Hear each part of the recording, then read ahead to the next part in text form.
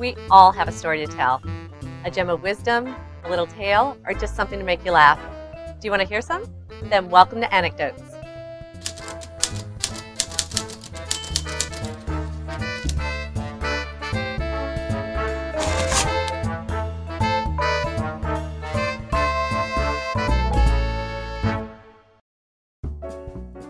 Today on Anecdotes, I'm afraid you'll have to pardon my voice. I've lost it. It's just starting to come back. But we are talking to writer, director, producer Jo Custer about her new film, Sonuvabitch.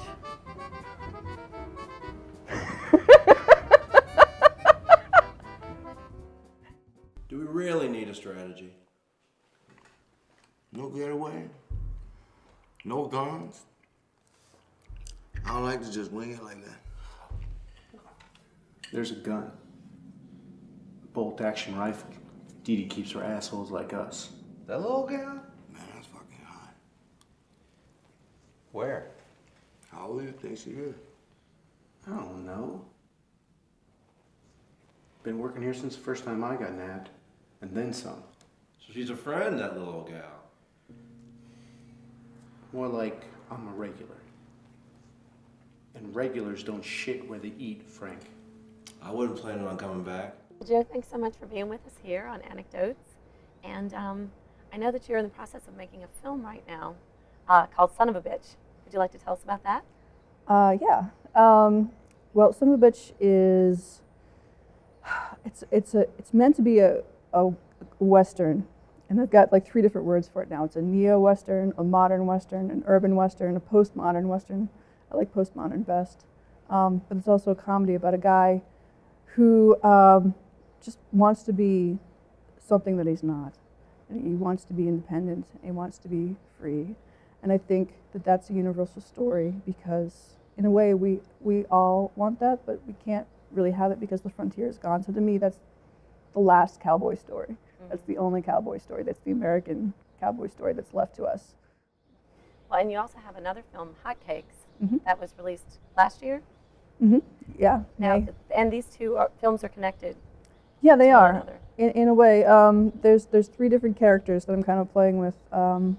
Marty, who was the lead in Hotcakes, Frank, who's the lead in Sonuvabitch, and then Chico, who we'll deal with later. And I liked the idea of these 3 guys having met in prison. And I came up with these backstories, and I just kind of went from there. You know, how do their personalities play off of each other, and where are the conflicts, and what can I wring out of each of them. Mm-hmm. So we started with Marty and Hotcakes. You know, he's just a guy who wanted to be with his ex but couldn't, and he had these 2 guys as like baggage in this diner at night. And then in Sonuvabitch, you know, we're going back in time and exploring Frank's character now, and seeing how he became the cowboy persona that he is in Hotcakes. Well, and a lot of your characters, you know, you delve a lot into their personal development and their, you know, their history and what's made them who they are today. What about you? Like, what made you want to be a filmmaker? I started watching film when I was pretty young. My father would make me watch these movies like Dune. I think I had like a 12th birthday party in 1987, and it was Dune, and you know, I'd sit there, and I think as soon as it was over, my friends and I were like, put it on again, you know. I'd watch Doctor Who with him late at night on Sunday. It was the one thing I was allowed to stay up till like 1 a.m. watching on Sunday nights. And I think PBS started running this special series when I was a kid too, of like classic films, so I got to see Citizen Kane when I was 9, and I didn't see Casablanca until later, but I saw other films like that. A lot of Henry Fonda films were playing. I remember having a huge crush on Henry Fonda and Grapes of Wrath, you know, his character. And you know, you learn to like pick up on different things when you're really emotionally involved with medium like that. And I kind of learned somewhere between the age of 9 and 15, I kind of learned the difference between a character and an actor. Mm-hmm. And I was studying the difference between what the directors were doing and what the actors were doing in a scene, and that really intrigued me enough to want to be a journalist and a filmmaker by the time I was 14 or 15. Wow. So. And you mentioned that you're driving a cab. Yeah. Do you get a lot of stories? from being in the cab? You know, I Like used meeting all those to. people? I used to. I still do. I still do. The novelty wore off after about 6 months. The first 3 months were magical, and it felt like. I think it was just that thing of like I didn't know the city that well. I didn't know my way around. I knew the major arteries, and that was about it. And so, everything was an exploration. Everything was a discovery. And after a while, you know, I know all the streets. I know all the shortcuts. At least in Jefferson Parish, and in New Orleans, I still have moments of where am I? Is this mid-city? I don't know. And it's the same with the people. It really is the same with the people. You know, at first you're discovering new people, and then after a while, you're just kind of shielding yourself from a lot and taking the good when it comes because it doesn't come that often. Right.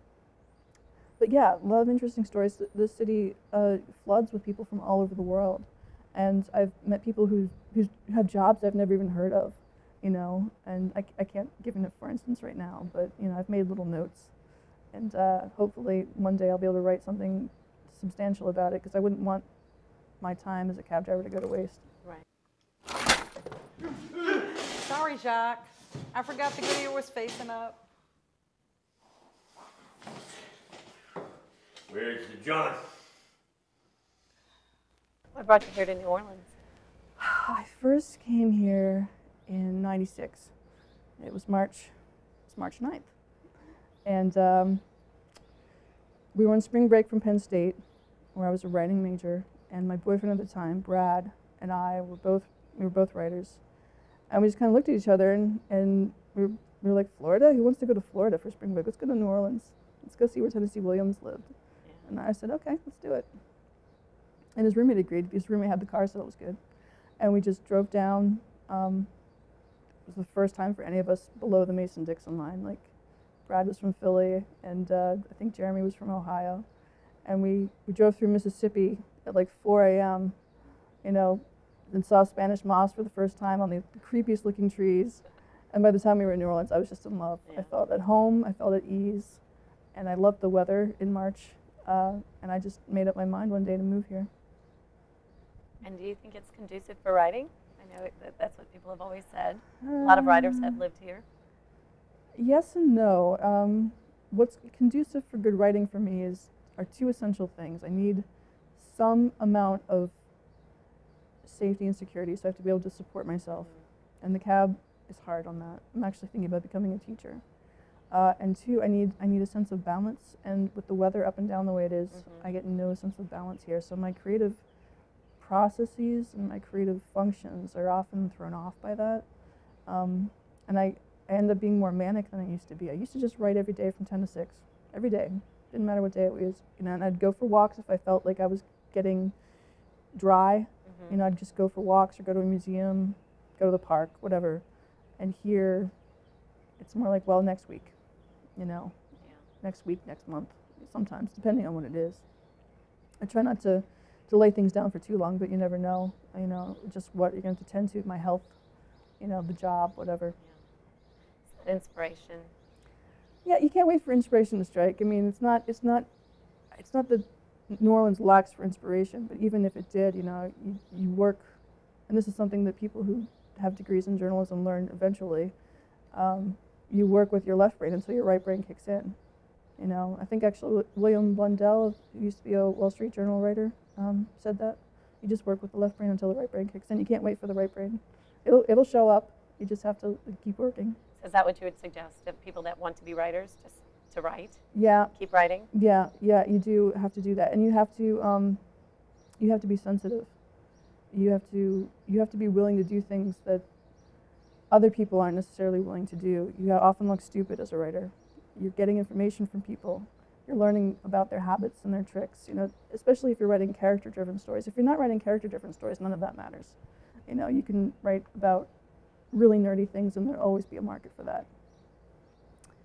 But if you're writing about people and you're writing about the human animal, then you have to be willing to be extremely sensitive and to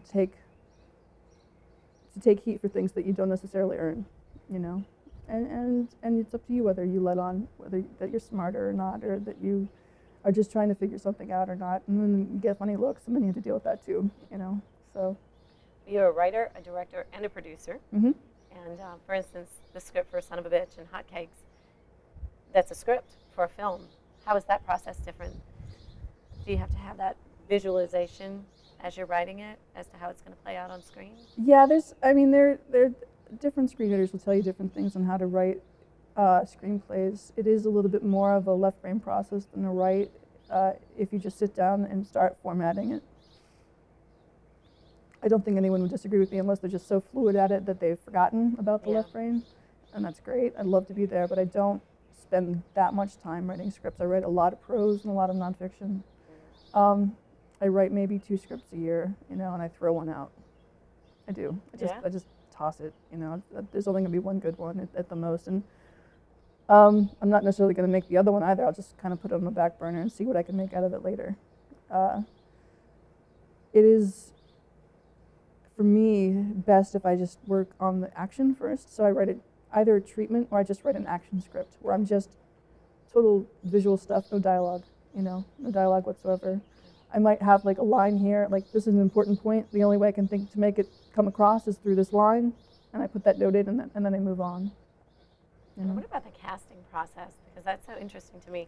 These are characters that you've written, and they belong to you, and then you sort of hand them over to an actor to embody them. How does that work for you? I'm in the process of changing that, actually, switching my approach up a bit. Before, I would sort of latch on to a person and write a role for them, and maybe that would work out in real life, and maybe that wouldn't. With Sonuvabitch, instead of finding people that I knew a little bit in real life and writing something for them, I actually decided to call somebody who's an actor, not really a casting director, but an actor who knows everybody, Michael Martin. Yeah. Knows all the actors in town, pretty much, including the ones that aren't speaking to him. And, I figured that he could cast it really well, and he did. He had just pretty much the right number of people and the right people show up. I mean, that's pretty good for a small budget film, and I think that it's a different animal now than what I'm used to. I think in the future what I'll do is I'll probably write roles for people and just not tell them. And then if it goes well in the audition process, great. Well, speaking of that film, you are doing a Kickstarter, which is a fundraising effort, to help finance the film. How can people help? How can people participate in that? The best way that people can help with this is just help us get the word out. It was just a bad timeline altogether, and I fell sick in December. I've been sick for 4 months, 5 months, and I've been behind the 8 ball for 4 or 5 months, and it's a huge job. Producing a Kickstarter is actually just as hard and as intricate, if not harder and more intricate a job than producing a film.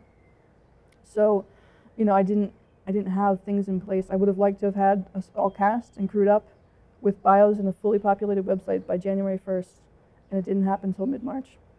So, that's when I launched the website, and the Kickstarter came 2-3 weeks later, So the best thing that people can do, I've been doing like a tell 5 to tell 5, but you have to contact people one-on-one. I mean, if you really want to help us, you have to call people, you have to email people, just Facebook message people, depending on how you talk to them. If you talk to them on Twitter, then you talk to them on Twitter, And just share the information. And just share, and you should be contacting people who would want to actually see the film. You like Westerns, you like comedies. Yeah. Maybe you just want to see our stars succeed or our crew succeed. People will definitely, different things will resonate with different people, but, that's essentially the best way you could possibly help. I'm doing as much press as I can. I mean, it's been a media blitz for over a week now, and it's all new media, but I don't care, Yeah. And we even had a plug from Scott McCauley on the Filmmaker magazine Kickstarter curation page. Oh, nice. He only curates so many. I mean, there are a ton of Kickstarter campaigns out there. I mean, you can't even, it's hard to just research the site. Right. Even in one area, even in New Orleans, if you go online, there's dozens going on right now in just film, So that's kind of where that's at. But, that was some like national coverage, great. And that was great. And thank you to Randy Mack for hooking that up. But, we're going to have I think I'm writing 2 different articles now. One is definitely going to go on Bitch Flicks, which is a feminist magazine, in the next week. So if, you know, just sharing those links. Do you have a Facebook page or any place where people can go and learn about your film? Yeah, we have the Facebook page, Sonuvabitch, the new film by Joe Custer, Okay. which I did not write, but I kept it anyway because it makes me laugh. Apparently I'm famous enough to have a page like that. And I kept it for the Kickstarter page too. So it's Sonuvabitch, the new film by Joe Custer on both pages. Okay, great. And then we can always go to your Kickstarter campaign as well. And that would also be under Sonuvabitch. Well, sonuvabitchmovie.com. Okay. That's the website. Super. And I think it's really important for all of us in the independent film industry, particularly in New Orleans, because that's where we are, to support one another, you know, and to donate to the different campaigns, because it only makes us all stronger. You know, the more we're learning and experiencing and growing, whether it's the actors or the, you know, the DP or sound or, you know, every film that we work on just makes the community stronger and more viable. So I think it's really important that everybody step up and support one another. I feel that way too. Well, thank you so much for being with us today and sharing your anecdotes. Would you like to give us that Kickstarter web address one more time? Well, I mean, if you just go to Kickstarter, it's Kickstarter. I'm not sure what the URL is. Okay. Oh, okay. There it is. I'm just going to drop it in. The Here magic. it is. The Son of a magic. Bitch, the new film by Joe Custer. All right, great. And everybody needs to check it out. All right. Thanks so much. Thank you.